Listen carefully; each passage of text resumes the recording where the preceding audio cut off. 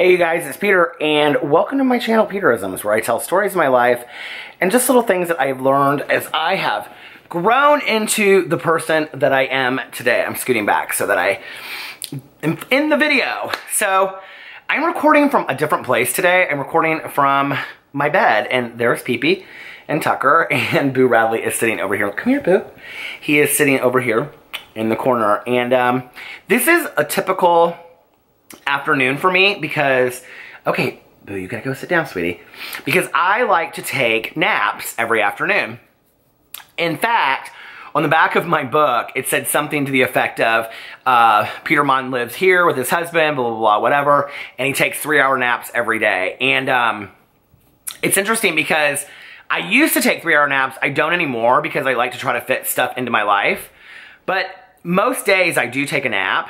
And one of my favorite things is taking a nap. Like, I have the fan right over there. I love to turn on the fan. I love to like just lay there, and I sometimes I sleep taking a nap better than I sleep at night. But I love my bed as well, and I love, at the end of the day coming up here, and Alex and I like talk, and we, tell stories to each other, and we kind of like relive the day, and the dogs are all around us, and they're playing, and Boo Radley is always... Right, Boo? Boo Radley's always right there, just kind of like curled in a little, I call it a circle, because he gets in like a really tight little circle. And then, of course, there's Pee-Pee. Pee-Pee, come here, honey. You want to say hi to everybody? He says hello. Oh, he's gonna be funny and restless today. So anyway, Pee-Pee, Pee-Pee, Pee-Pee. So there's always Pee-Pee around. And then Tucker. Where's Tucker? Tucker's on the floor looking for a toy, which is what he usually does. And this is my safe spot. And, it's interesting. Come on, Tucker. Come on. So it's interesting because, and this is what it's like. Pee-Pee! No, Pee-Pee! And this is what my night is like. Right, Pee-Pee? And I was thinking about this today. I was actually going to do a video responding to a comment that I got. A positive comment, not a negative comment. And because it kind of made me think about something, and I was like, okay, so I was kind of like writing down what I wanted to say, and I'm going to do that video probably tomorrow outside. Because it's kind of like a Dear Peter video.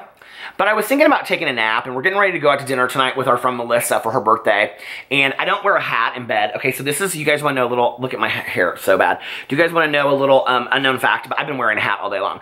A little unknown fact about me is that I will never wear a hat sitting on the bed or have a hat on the bed. Like, I'm super superstitious about it, because my grandfather back in the day, my dad's dad, would say that if you put a hat on the bed, it meant that somebody was going to die. And so I'm like really weird about hats on beds. Like, if Alex takes it, like if we're packing and he puts a bed on the hat or a hat on the bed, I immediately like throw it on the floor. I'm like, you cannot have a hat. He knows. I'm like so weird about it. So anyway, today I was thinking about like, do I have time to take a nap, blah, blah, blah, whatever. And I don't take as many naps as I used to. But I was taught to take naps by my uncle, because my uncle would take naps. I mean, if we were over there for Thanksgiving or Christmas or just a random Saturday, he would just, like, he wouldn't even say, I'm going to go take a nap. He would just leave, like, middle of the, get together and go take a nap, like, close his bedroom door, turn on the fan, and take a nap. And so, over time, and he is one of the calmest men I have ever met in my entire life. And I said something to him one time about it. I was like, Uncle Dave, I said, like, do you think, Pee-Pee, no. I said, do you think that, like, naps, like, help you? And he said, yeah, I really think it, like, makes me less restless, it calms me down, things like that. And I do believe that naps have really helped me with that. And there's been a lot of studies that have shown that, like, short naps help and stuff. Pee-Pee is, like, look at this. They are crazy. Pee-Pee and Boo Radley are both standing on top of me. So anyway, there's been a lot of studies that have shown that, like, short naps help. Like, 20 minutes to an hour naps are really good for you. And I tend to take, if I do, like, at that time that I wrote the book, I was, like, only, like, staying up, like, I was getting about 5 hours of sleep at night because I was writing at night, so I was taking, like, 3-hour naps during the day. But now, if I take a nap, I take between, like, an hour and an hour and a half nap. And then it lets me go through the rest of the day. Does it mess up my sleep schedule? Sure, absolutely. But like I said, I sleep better in an hour and a half of a nap than I do in, like, 8 hours at night. Honestly, I do. But I was thinking today about my old supervisor, and I remember, like, on really stressful days when we would be, like, sitting around talking, and she would say, like, I just can't wait to get home and get in my safe spot. And I would say, well, what's your safe spot? Like, and I didn't understand it at the time, right?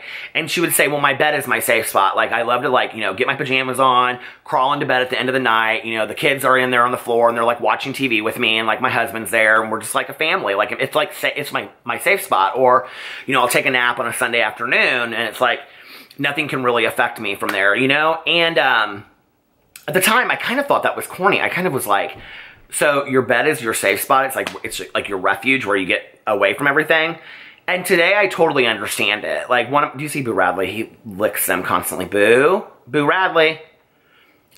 Boo. It's supposedly a way of like comforting other dogs. That's what our vet told us.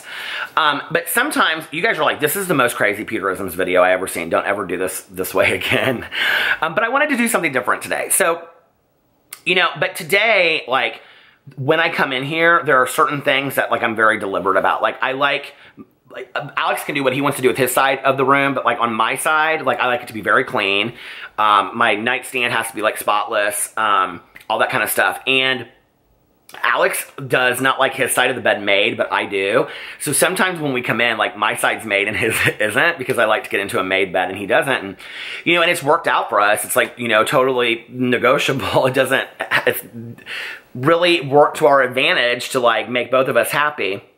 I always plug in my cell phone when I come in here, and like, I will look at it for like 20 minutes, but like for a half an hour before I go to bed, I never pick up my cell phone, because I've learned that, like, it's better sometimes just to stay off my phone before I go to sleep, because I want to have, like, you know, positive thoughts going through my head. And years ago when I read the Magic book by Rhonda Byrne, there was a suggestion in there that you have a I can't reach it from now unless I get off camera, but if you have, like, a stone next to your bed, and then, like, or some kind of magic stone, and that you hold it at the end of the night, and then you think about the happiest thing that happened throughout the day.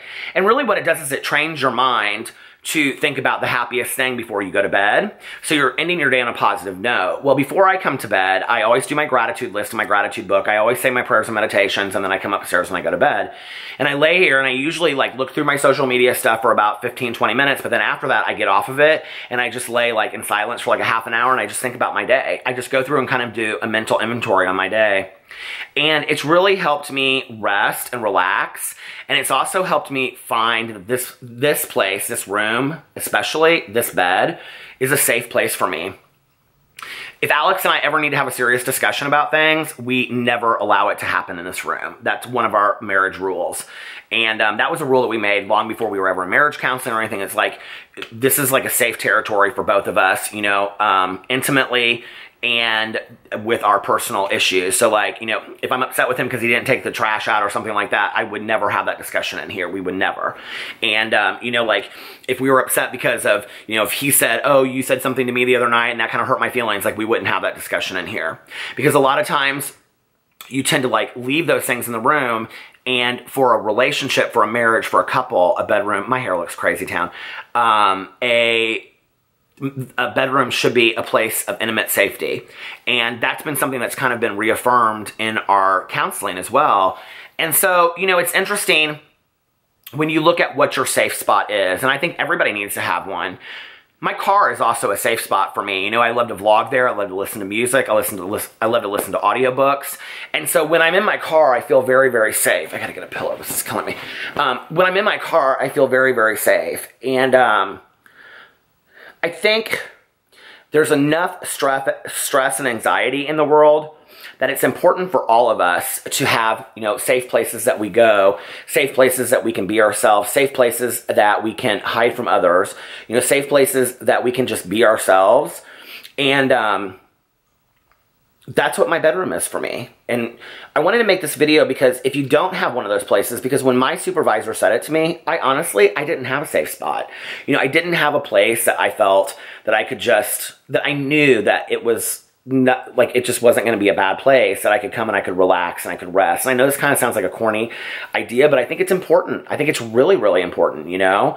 And, you know, with my past relationships, bless you, Boo Radley, the bedroom was not a safe place. We argued a lot in our bedroom, and, you know, it ended up being almost kind of a territorial thing. And if you've ever argued in your bedroom, you know that down the road, like, it's like there's tension in there, you know? And Alex and I both knew that from previous relationships. And so, like, when we moved in together, that was like one of our decisions. Like, you know, the other decision that we had was that we never text arguments, because things are misconstrued in texts. So I think, you know, this is kind of off of the main topic of the safe place, but it's important to have rules in your relationship of, you know, like, what boundaries do you have with arguing, with discussions, with conversations. I think that's really important. But I also think, personally, just singularly to you, it's important to have a safe place. Do you have that? You know, that my dad's safe place is his patio. Like, he is not happier than... He is happiest sitting on his patio, looking over the lake with his dogs around him. Well, he doesn't have any dogs anymore, but they're going to get another one. You know, but when his dogs were alive, his dogs around him, you know, looking at the birds and things like that. And listening to music. That was when my dad was happiest. You know, my mom was happiest taking a walk. She loved to walk around the neighborhood. That was when she was happiest. And her patio. Her patio was her, you know, safe place. It was where she felt like she could read, and, you know, she could call people and talk on the phone. She loved it. She loved her patio. My friend Tanya, her safe place is her bed or her kitchen, you know? Like, I think everybody needs to have a safe place where they can just be themselves and feel like the woes of the world are going to go away. And when you enter that place, you leave it at the door. So do you have a safe place? If you don't, you got to find one. You got to create one. You know, a lot of people, it's, you know, like for Dan Connor on Roseanne, it's the garage. You know, he goes out to the garage and has a couple beers and works on a motorcycle, and the world's problems go away. And I think for everybody, you know, craft rooms, things like that, it's maybe your workplace is even a safe place for you. The gym could be, you know, anywhere. And I think it's, you know, different for everybody, but all of us, I think, need to have a safe place, because stuff's going to happen. Shit's going to happen, and we have to have a place to go to. And I think there's this misconception for a lot of people that, like, well, if you're having a bad time, you're having a bad day, and you go to bed and you lay down, that means you're depressed. No, that doesn't mean you're depressed. Sometimes that means that you just need to forget things for a while, you know, and then you can recoup and come back. And that's totally healthy, and that's okay. And sometimes when things of crisis happen to me, and I go and I take a nap, or I get a good night's sleep, or I even just like rest with my eyes open, no cell phone, no book, nothing, just think with the fan on, with my dogs around me. Sometimes I come back to a situation and I'm more clear-headed than I was before, and it really, really helps me. So find a safe place if you don't have one. I love you guys, and I will see you tomorrow. Bye.